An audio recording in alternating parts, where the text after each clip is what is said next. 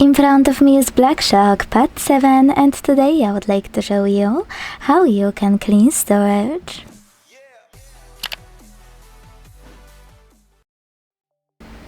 First of all, you need to find this app called Files and launch it.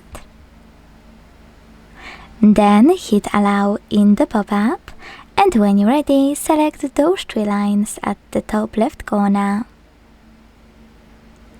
Then hit Clean. Select Clean under Junk Files, and last but not least, hit Clear in the pop-up. So when I do that, as you can see, storage of my device was successfully cleaned. Thanks so much for watching. If you enjoyed this video, leave a like, comment and subscribe. Bye!